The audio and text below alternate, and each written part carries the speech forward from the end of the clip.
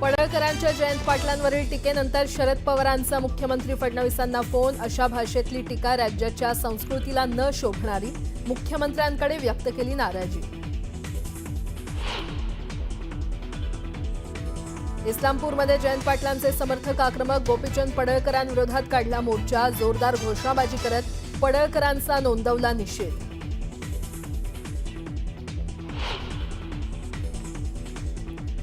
देशातील तरुण विद्यार्थी आणि जेन झी पिढी भारताच्या राज्यघटनेचं संरक्षण करतील. राहुल गांधींची एक्सवरील पोस्ट चर्चेत, तर जेन झीच्या उल्लेखामुळे अनेकांच्या भुवया उंचावल्या.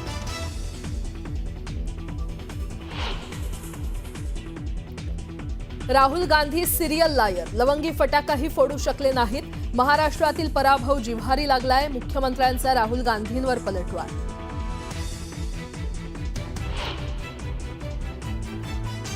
मुख्यमंत्र्यांच्या शहरात आज राष्ट्रवादी काँग्रेसचं चिंतन शिबिर. स्थानिक स्वराज्य संस्थांच्या निवडणुकीसंदर्भात होणार चर्चा.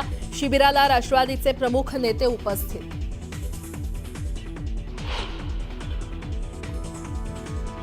मनसे अध्यक्ष राज ठाकरे आज अंबरनाथ आणि कल्याणच्या दौऱ्यावर. आगामी पालिका निवडणुकीच्या पार्श्वभूमीवर मनसे पदाधिकारी आणि कार्यकर्त्यांना करणार मार्गदर्शन. अजितदादा आणि सुप्रियाताई पुन्हा एकत्र या. एनसीपी कार्यकर्त्यांनी नागपुरातील चिंतन शिबिराच्या ठिकाणी लावले पोस्टर.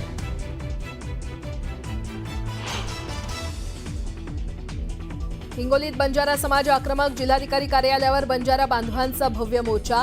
हैदराबाद गॅजेटनुसार एसटी प्रवर्गातून आरक्षण देण्याची आंदोलकांची मागणी.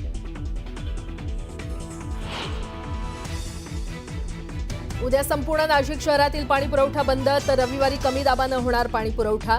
2 दिवस पाणी जपून वापरण्याचं जिल्हा प्रशासनाचं आवाहन.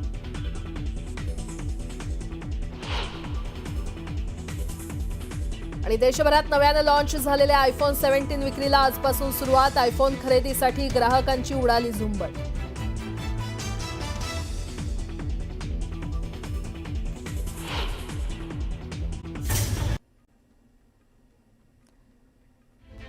तर एक ब्रेकिंग न्यूज समोर येते. शरद पवारांचा मुख्यमंत्री फडणवीसांना फोनवरून पडळकरांनी केलेल्या वक्तव्याचा निषेध केला. तर गोपीचंद पडळकरांनी खालच्या पातळीवर केलेल्या टीकेची थेट शरद पवारांनी दखल घेतली आहे. ही भाषा आणि ही वृत्ती गलिच्छ आहे असं शरद पवारांनी म्हटलंय. शरद पवारांनी थेट मुख्यमंत्री देवेंद्र फडणवीस यांना फोन करून नाराजी व्यक्त केली. फोनवरून आमदार गोपीचंद पडळकर यांनी केलेल्या वक्तव्याचा शरद पवारांनी निषेध केलाय. ही भाषा आणि ही वृत्ती गलिच्छ आहे, जी महाराष्ट्राच्या सुसंस्कृत राजकारणाला शोभणारी नाही, अशा शब्दात शरद पवारांनी तीव्र नाराजी व्यक्त केली आहे. भाजप आमदार गोपीचंद पडळकर यांनी भाषणादरम्यान अत्यंत वाईट शब्दात आमदार जयंत पाटील यांच्यावर टीका केली होती. या टीकेला शरद पवारांनी निषेध केलाय आणि थेट मुख्यमंत्र्यांना फोन करून या गोष्टीचा निषेध केलाय. थेट जाऊयात आपल्या प्रतिनिधी प्रणाली कापसे यांच्याकडे. प्रणाली, शरद पवारांनी थेट या सगळ्या प्रकरणाची दखल घेतली आणि मुख्यमंत्र्यांना फोन केलाय, काय माहिती? जयंत पाटील हे महाराष्ट्राच्या राजकारणातले एक सुसंस्कृत असे नेते मानले जातात.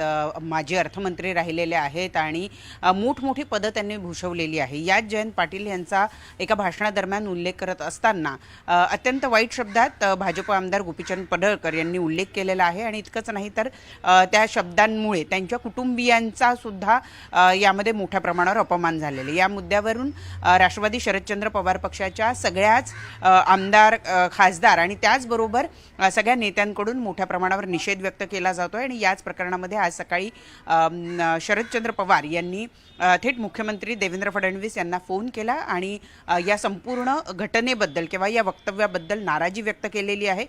त्यांनी बोलताना असं म्हटलेलं आहे की महाराष्ट्राच्या सुसंस्कृत राजकारणाला ही भाषा शोभणारी नाही, ही भाषा आणि ही वृत्ती अत्यंत गलिच्छ आहे, अशा शब्दात त्यांनी या संपूर्ण घटनेवर थेट मुख्यमंत्र्यांकडे नाराजी व्यक्त केलेली आहे. याचाच अर्थ की आमदार गोपीचंद पडळकर यांना समज दिली जावी किंवा त्यांच्यावर कारवाईची थेट मागणी केलेली नसली तरीही त्यांनी ज्या शब्दात ही नाराजी व्यक्त केलेली आहे त्यावरून स्पष्ट होतंय की अशा पद्धतीची भाषा एकमेकांबद्दल वापरणं हे अत्यंत वाईट आहे आणि हे महाराष्ट्राच्या सुसंस्कृत राजकारणाला शोभणारं नाही असं शरद पवार यांनी म्हटलं आहे. त्यामुळे आता या मुद्द्यावर थेट मुख्यमंत्री काही दखल घेतात का, आमदार गोपीचंद पडळकर यांना समज देतात का, हो. ह्या सगळ्या गोष्टी बघाव्या लागणार आहे. कारण जयंत पाटील यांच्यावरच्या टीकेची दखल थेट शरद पवारांनी घेऊन मुख्यमंत्री यांना फोन करून या घटनेबद्दल नाराजी व्यक्त केली आहे. निश्चितच प्रणाली, तर थेट शरद पवारांनी याची दखल घेतली आहे सगळ्या प्रकरणाची आणि मुख्यमंत्र्यांना फोन करून नाराजी देखील व्यक्त केली आहे. एकतर्फी सांगण्यात आलं आणि त्यामुळे ते गेले म्हणून उद्धव ठाकरे गेले आणि हा मोठा झाला. हे माझं पुढं. सर मग माजी आमदार मराठवाड्यातलाच आहे का ज्यांना तुम्ही घरी बसवलं? राजेश टोपे बाबत तुम्हाला बोलायचं आहे? जालना जिल्ह्यातले तुम्हाला माहित नसेल तर कशाला विचार, शोधून काढा ना तिथला आमदार कोण आहे ते. आणि मी बोललेलो आहे ते. आणि कोणाला घरी बसवलं हे तुम्हाला माहिती आहे.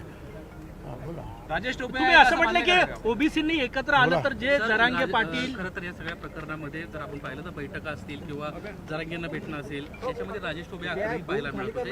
राजेश टोपेंच्या बाबतीत हे बघा, सगळी बापूराव वाळेकर हे तिथले ग्रस्त त्याच्यात असलेले, त्यांनी ही सगळी गोष्ट सांगितली की रात्री 2 वाजता मिटिंग झाली आणि दगड जमवण्यात आले आणि सकाळी पोलिसांवर हल्ला झाला. वाळेकर म्हणून ग्रस्त. मला नंतर नाव आठवत नव्हतं, मग रात्री त्यांनी मला कुणीतरी सांगितलं त्यांचं नाव वाळेकर, त्यांनी सांगितलं.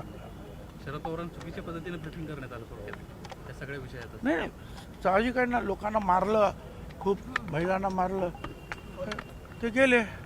आणि मग त्यांना सांगितलं असतं की 84 पोलीस हॉस्पिटलमध्ये आहेत, तर कदाचित ते पोलिसांना पण बघायला गेले असते. ते एकतर्फी गेले. त्याच्या अगोदर त्यांनी 23 वेळा उपोषण केलं होतं, कोणी त्याच्याकडे बघत नव्हतं. पण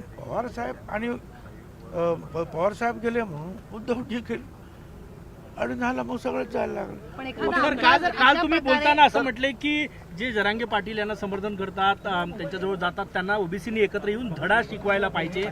याचा कसा अर्थ काढायचा आगामी निवडणुकीत? तसा काय अर्थ काढायचा ते लोक ओबीसीचे आमचे कार्यकर्ते काढतील.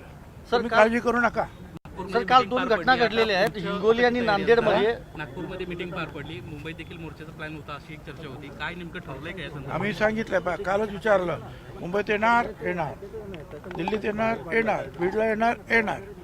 आम्ही आमच्या पद्धतीनं जे आहे ठिकठिकाणी जे आहेत महात्मा फुले समता परिषदेतर्फे ओबीसी एल्गार रॅलीज आम्ही घेणार आणि आम्ही सुद्धा उतरणार.